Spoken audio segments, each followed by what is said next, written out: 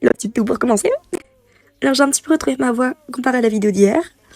Et on va directement passer à deux petites choses avec Doc Wyatt et Kevin Burke. Pour commencer, ils ont tous deux posté 2 vérités et un mensonge. Et on va commencer par Doc Wyatt. Celui-ci dit 2 vérités et un mensonge.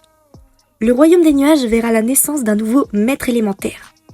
Deuxième, le royaume de la folie saura se défendre contre le dragon dangereux. Et enfin, le royaume des défunts se libérera les esprits des créatures anciennement oubliées par l'histoire.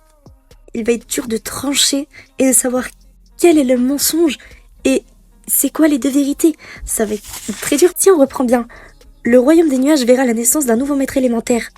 Ok, dans le trailer on voit pas vraiment le royaume des nuages, mais ça fait depuis un bon moment que l'on parle d'un nouveau maître élémentaire. Donc il y a des chances que ce soit plutôt vrai. Ensuite, le royaume de la folie saura se défendre contre les dangereux dragons.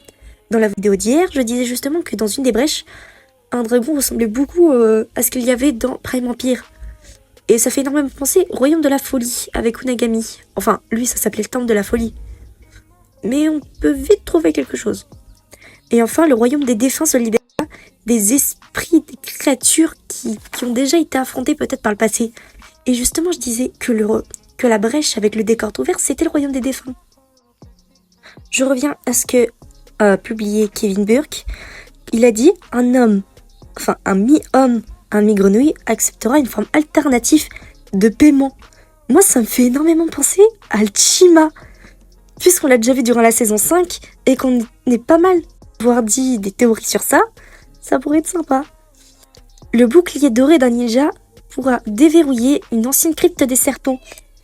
Dans les failles, il y a une sorte de grande crypte, justement une sorte de temple. Et donc ça pourrait être ça.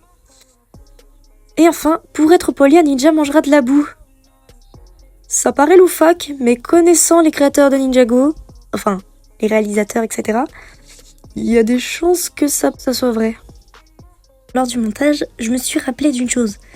Je reviens sur le dragon que l'on voit justement dans la brèche. En fait, ça fait surtout penser à Nexonite.